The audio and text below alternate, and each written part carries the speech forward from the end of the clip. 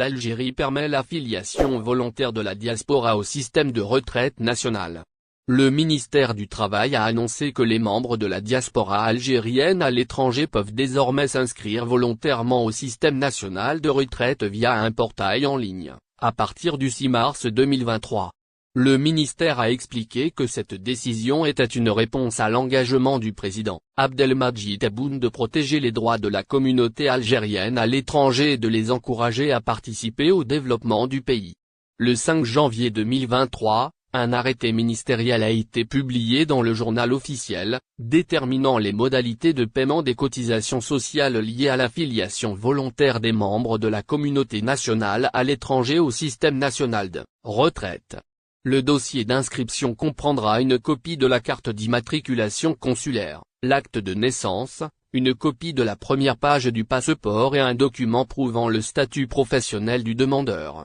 Le ministre du Travail, Youssef Chorfa, a confirmé que les inscriptions pourraient être effectuées dès mars 2023, et a souligné l'importance de cette mesure pour la communauté algérienne à l'étranger. Cette décision a été accueillie favorablement par la diaspora algérienne, qui salue le fait que le gouvernement reconnaisse l'importance de leur contribution à l'économie nationale sahara-occidentale. Emmanuel Macron répond fermement à Mohamed VI.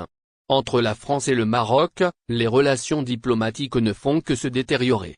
Les tentatives du président français d'apaiser le royaume s'avèrent vaines, le Maroc refusant la main tendue d'Emmanuel Macron. Ces relations sont surtout minées par la position de la France sur la question du Sahara occidental. Le Maroc exige de son allié traditionnel de s'aligner sur sa proposition d'autonomie, mais la France refuse, pour l'instant. Le président français et le roi du Maroc sont tous les deux au Gabon. Cependant, ils ne vont pas se rencontrer. Les divergences sur le dossier du Sahara occidental sont l'obstacle principal des relations entre les deux pays. Des divergences qui ne feront que s'accentuer en vue des dernières déclarations d'Emmanuel Macron.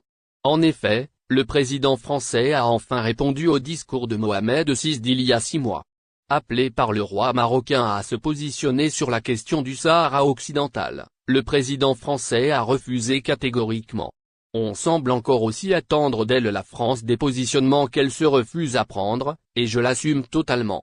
Au Gabon comme ailleurs, la France est un interlocuteur neutre qui parle à tout le monde et dont le rôle n'est pas d'interférer dans des échanges sur la politique intérieure, a déclaré sans ambiguïté Emmanuel Macron.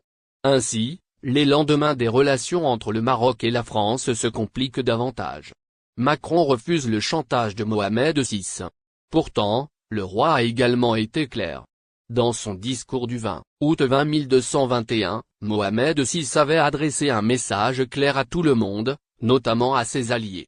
Il avait affirmé que le dossier du Sahara est le prisme à travers lequel le Maroc considère son environnement international. C'est aussi clairement et simplement l'aune qui mesure la sincérité des amitiés et l'efficacité des partenariats qu'il établit.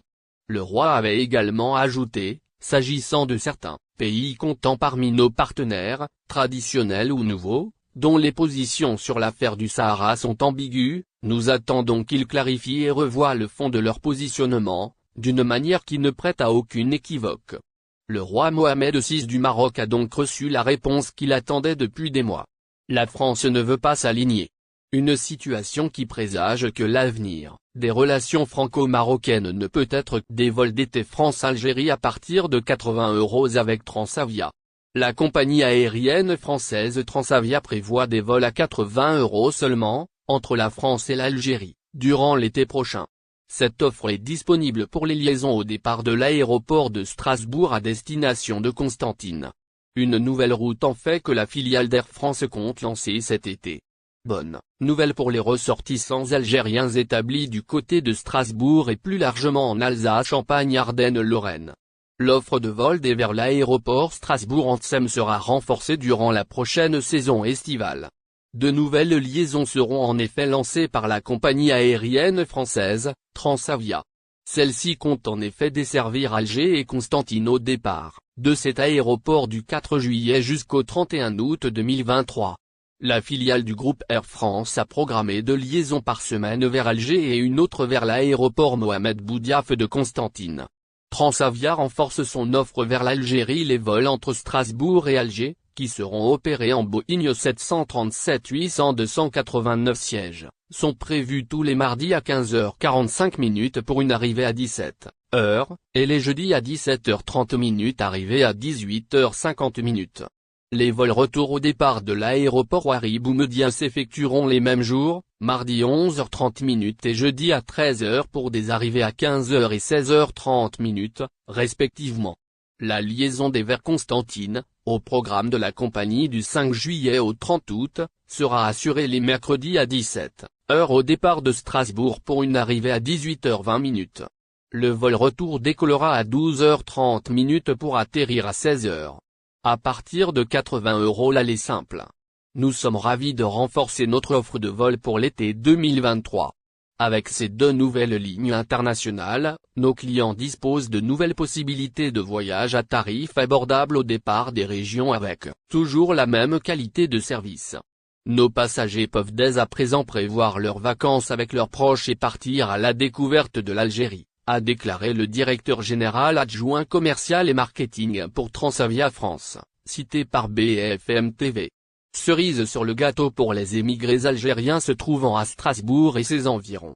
Transavia propose des allées simples à seulement 80 € sur la ligne vers Constantine, où la compagnie low-cost française sera en concurrence avec la compagnie aérienne algérienne, TASI. Bagages perdus lors d'un vol d'Air Algérie, voici des astuces utiles.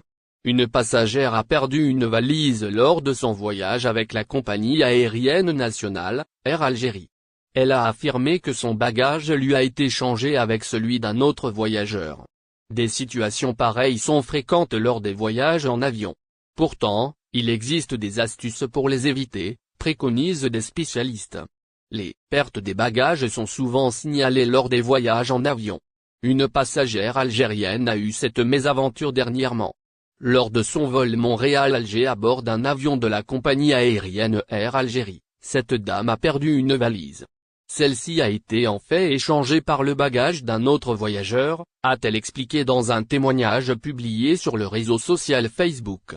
La passagère a même communiqué le numéro de sa valise ainsi que son numéro de téléphone, invitant celui qui avait pris le bagage, par imprudence certainement, à la contacter. N'oubliez pas abonnez-vous à notre chaîne Olive News et activez les notifications pour recevoir nos publications en temps réel.